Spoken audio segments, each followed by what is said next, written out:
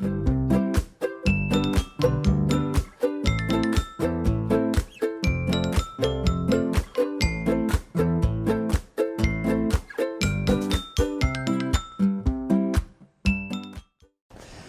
participantes et chers participants au set virtuel, bonjour. Nous sommes réunis aujourd'hui autour d'une question centrale de l'enseignement, l'accompagnement. Depuis toujours, la relation entre le professeur et son ou ses élèves a fait l'objet de nombreux écrits, allant de Platon dans La République, qui nous exhortait à ne pas imposer l'enseignement aux étudiants, mais de les accompagner dans leurs études en découvrant pourquoi ils sont naturellement doués, à Jean-Jacques Rousseau dans l'Émile et sa fameuse ruse pédagogique. La posture de l'enseignant, sa position, maître, coach, tuteur, mentor, reste une question fondamentale depuis la nuit des temps. Quel accompagnateur l'enseignant doit-il être? Quel accompagnement mettre en place? À l'heure où le présentiel n'est plus forcément la norme, cette question s'invite au centre du débat. Pourquoi et comment accompagner les élèves et les étudiants? Je vous propose d'essayer de répondre à cette question au travers de 3 questions. 1. Pourquoi accompagner? Quelle fonction peut et où doit remplir l'accompagnement? 2. Quand accompagner? À quel moment inclure de l'accompagnement? 3. Comment accompagner? Quelle forme peut prendre l'accompagnement? Avec quels outils? Et enfin de terminer par quelques conseils pratiques. Avant cela, contextualisons rapidement les choses. Depuis de nombreuses années, des mouvements encouragent la modification ou l'évolution de l'enseignement. De nombreux pédagogues militent pour la transformation des logiques éducatives. En effet, l'enseignement magistère, se basant sur la logique transmissive qui remonte à l'Antiquité, évolue vers un enseignement formateur où l'on précise ce que l'on désire faire apprendre ou faire faire aux étudiants. Les méthodes dites actives accentuent encore cette logique. Elles placent l'enseignant en accompagnateur, en metteur en scène de l'apprentissage. Sans porter de jugement de valeur sur ces différentes approches et méthodes, notre métier évolue vers ce que certains auteurs nomment le flexiprof, capable de prendre différentes postures, allant du magistère à l'accompagnateur ou encore à l'animateur. Si ce questionnement était déjà central pour l'enseignement en présentiel, dans une séquence d'enseignement hybride ou à distance, elle devient cruciale. De récentes études montrent que sans accompagnement, les étudiants risquent fortement de se démotiver et d'abandonner les activités proposées. Lorsqu'on leur donne la parole, les étudiants réclament de l'accompagnement, mais n'allons pas trop vite en besogne et commençons par répondre à notre première question. Pourquoi accompagner ? Idéalement, l'accompagnement devrait servir 3 finalités bien distinctes. Une fin psycho-affective et sociale, une fin pédagogique et une fin technique et administrative. Examinons ensemble ces 3 finalités. Tout d'abord, l'accompagnement psycho-affectif et social. À la différence des cours en présentiel, une des principales caractéristiques des cours à distance, c'est la solitude. Seuls, le plus souvent face à un outil numérique, les étudiants perdent les repères traditionnels offerts par la classe. Ils perdent partiellement ou totalement le lien avec leur groupe et avec leurs enseignants. Cette situation peut se révéler très difficile à vivre, tant un groupe classe ou un professeur peuvent représenter des repères. Par exemple, la disparition inévitable de tout l'informel de l'enseignement, dynamique de groupe, langage non verbal, intercours, questions, interactions, discussions, échanges, sont autant de liants d'une liste non exhaustive qui ne trouvent plus naturellement leur place dans un cours à distance. Nous allons, en tant que profs, devoir être attentifs à maintenir et parfois même à recréer ces liens. Il nous faudra concevoir des conditions, des espaces et des moments d'échange, comme nous le verrons en répondant aux 2 autres questions. Ensuite, seconde finalité, l'accompagnement pédagogique. Dans un cours hybride ou à distance, vous allez devoir réaliser le tour de force de laisser vos étudiants ou élèves seuls face à leurs apprentissages, tour de force d'autant plus complexe à l'heure de la crise sanitaire que vous avez dû en un temps record revoir tous vos cours pour les adapter en hybride ou à distance. Bon nombre d'entre nous se sont eux-mêmes retrouvés en phase d'apprentissage face à de outils et de nouvelles façons d'enseigner. C'est également le cas de nos étudiants. Déjà en temps normal, plusieurs auteurs ont pu montrer que le recours au numérique pouvait représenter un facteur de déstabilisation pour les étudiants. Que dire quand ce recours est massif et soudain? Nous voici dès lors contraints de former nos étudiants au fond, nos matières, mais aussi à la forme que prennent maintenant nos cours. Non contents de devoir adapter nos méthodes, contenus et outils, nous ne devons pas perdre de vue d'informer et de former nos étudiants à ces nouveautés. Plus que jamais, nos étudiants ont besoin de nous pour appréhender nos cours 2.0. Comme je le développerai dans la suite, ils ont besoin de plans, de structures, de tutoriels, d'étapes, de timing, de consignes, d'espaces de questions, d'organisation, autant de balises qui leur permettront de ne pas se perdre, de ne pas se démobiliser, se démotiver et pour finir, abandonner. Enfin, l'accompagnement technique et administratif. Nous venons d'aborder la distinction entre fond et forme. Cette forme qui peut représenter un obstacle inattendu mais bien réel pour nos étudiants. À celui-ci s'ajoutent d'autres problématiques. Pour les enseignants, équipes éducatives et de direction, la coordination entre les différents cours, le calibrage des tâches réalisées à distance, la gestion du temps et des horaires constituent des défis majeurs mais indispensables à relever pour évaluer la charge de travail finale des étudiants. Nos élèves, nos étudiants vont avoir besoin d'aide pour organiser leur planning, gérer leur emploi du temps, adapter leur rythme de travail. Ces tâches sont déjà traditionnellement difficiles pour nos élèves. À distance ou en hybride, ils ont encore plus besoin de nous pour organiser leur travail. Ce premier tour d'horizon nous montre déjà à quel point l'accompagnement est indispensable, mais représente également un réel défi. Abordons maintenant notre seconde question. Quand accompagner ? Au vu des constats que nous venons de faire, nous pourrions être tentés de répondre tout le temps. Pourtant, ma réponse sera un peu plus nuancée. Il y a 3 grandes règles du quand accompagner et 3 grands moments pour le faire. Examinons-les ensemble. Première règle, la gestion du temps. Vous ne pouvez pas être disponible 24 heures sur 24 pour vos étudiants.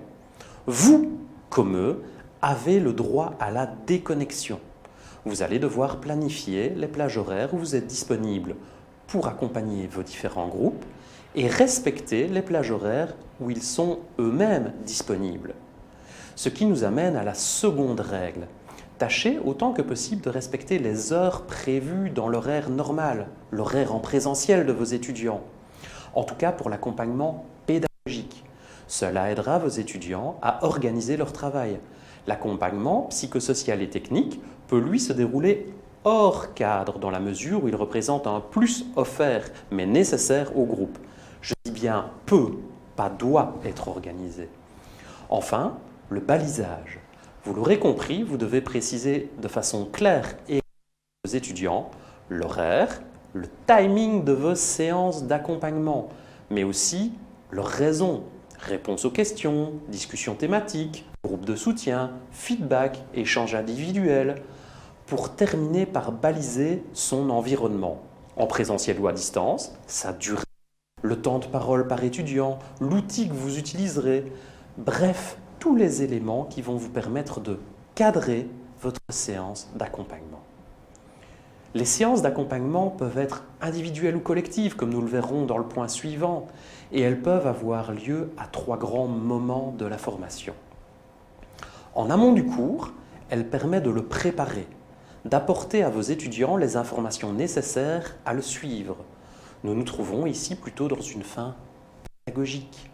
Nous pouvons aussi entendre le retour des précédents cours afin d'adapter nos méthodes. Par ce type de séance, nous allons du pédagogique au psycho-affectif. Entendre le vécu de nos élèves en distanciel va réellement nous permettre de leur apporter du soutien et d'ajuster ou d'améliorer nos pratiques. Pendant le cours, nous allons pouvoir répondre aux questions, entendre les difficultés et y remédier, accompagner et vérifier l'avancement du travail. Et enfin, après le cours, vient le temps du bilan et du feedback.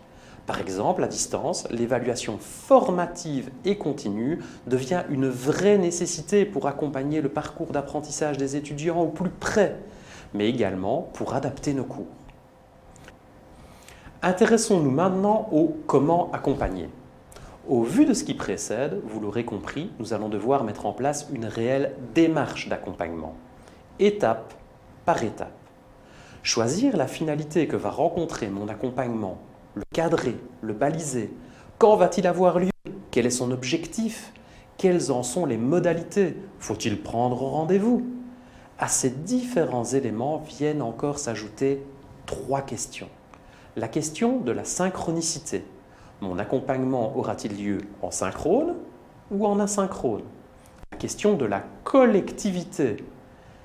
Est-ce qu'il se déroulera en collectif ou en individuel? Et enfin, la posture tutorale. Comment vais-je gérer ma présence lors des séances? Je peux par exemple être présent 100% du temps et animer les échanges. Ou créer des espaces pour permettre aux étudiants d'interagir entre eux et ne réagir en cas de problème. Ou encore laisser l'initiative des questions aux étudiants. Je peux être très proactif ou plutôt réactif. Pour mieux comprendre et appréhender ces choix, je vous propose un tableau récapitulatif. Prenons un exemple. Je souhaite amorcer un cours sur une nouvelle matière à distance. Ma séquence de cours intègre une analyse de documents permettant de répondre à un problème soumis aux étudiants. Je sais par expérience que chaque année, une partie de mon groupe est en difficulté. Ils n'arrivent pas bien à faire des liens entre cette matière, les notions antérieures et la situation problème. Au vu de cette situation, je souhaite mettre en place un accompagnement pédagogique pour permettre à mes étudiants de bien rentrer dans la matière, mais j'aimerais également soutenir psycho-affectivement mes étudiants en difficulté. Je ne dispose malheureusement que d'une plage horaire ce jour-là et j'ai peur que mes étudiants se découragent vite. Comment faire? Je vais séparer les 2 formes d'accompagnement et en prévoir une en asynchrone. Je peux créer une capsule vidéo avec mon smartphone. Pourquoi une vidéo? Car je sais combien le format vidéo, même court, est soutenant pour les étudiants. Il va leur permettre de percevoir le message de façon plus personnelle. Mon enseignant s'adresse à moi. L'objectif étant de susciter un engagement émotionnel plus fort des étudiants. Dans cette vidéo, je les informerai sur les objectifs du cours, la problématique traitée, les apprentissages attendus, les consignes, le temps, la méthode de travail, un exemple de production, autant d'informations qui aideront les étudiants à structurer leurs apprentissages, à cadrer la séquence afin de faciliter la mise au travail. Le format vidéo me permet de leur proposer en asynchrone un accompagnement pédagogique qu'ils pourront consulter autant de fois qu'ils le souhaitent et par rapport auquel ils pourront me poser des questions. Cela me permettra de me rendre disponible sur demande lors de l'heure de cours avec un outil de visioconférence pour aider mes élèves en difficulté, seuls ou en groupe, en fonction des questions et des difficultés. Dans cet exemple, pour répondre à notre objectif d'accompagnement, nous avons mobilisé 2 formes d'accompagnement dans 2 formes de synchronicité avec des outils, des balises et des contraintes différentes. Rapidement, d'autres exemples et leurs liens avec des outils. Pour le partage des difficultés, vous pouvez créer un forum, organiser des classes virtuelles une fois semaine, organiser des rendez-vous thématiques. Pour le partage d'expériences de travail, vous pouvez utiliser exactement les mêmes outils. L'organisation et l'information sur cette organisation restent fondamentales. Pour garder le lien avec vos étudiants, vous pouvez organiser régulièrement des échanges, des classes virtuelles en synchrone. Pour aider vos étudiants à ne pas décrocher, vous pouvez maintenir une présence dans le cours, par exemple en rappelant les échéances, organisant des systèmes de rendez-vous, des permanences, commentant ou animant régulièrement des chats et des forums, envoyant des feedbacks sur les travaux. Pour vous dégager du temps, vous pouvez automatiser les questions récurrentes. Pour les questions habituelles, administratives ou techniques, n'hésitez pas à avoir recours à des supports qui laissent des traces et vers lesquels vous pourrez aisément renvoyer les étudiants. Tuto, foire aux questions. Et n'oubliez pas quelques conseils plus généraux lorsque l'on enseigne à distance. Peu importe le mode d'enseignement, les étudiants ont besoin de conserver une interactivité, une dynamique. Les cours en direct sont appréciés des étudiants parce qu'ils permettent de maintenir une forme d'interactivité et un lien affectif avec le prof et le groupe. Réalisez une ou plusieurs pauses pendant le cours et n'hésitez pas à papoter avec eux, le fameux informel. N'oubliez pas toutes les bonnes pratiques que vous utilisez déjà en présentiel, elles restent valables. Si vous utilisez des vidéos, privilégiez des vidéos courtes, les segmenter point par point de matière, avec le visage de l'enseignant visible pour créer un lien. Inclure l'étudiant dans l'enseignement, s'adresser directement à lui, proposer des exemples attractifs, des anecdotes. Proposer des activités intermédiaires pour tester la compréhension. Faites-leur des feedbacks réguliers ou vous laissez la place aux questions.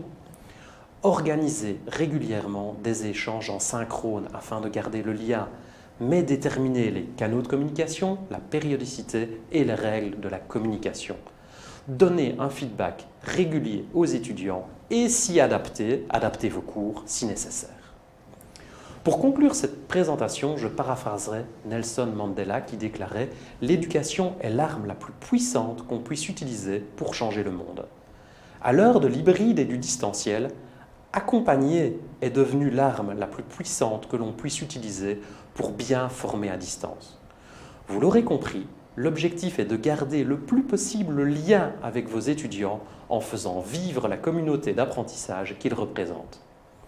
Merci d'avoir suivi cette vidéo et au plaisir de vous rencontrer dans les couloirs du 7.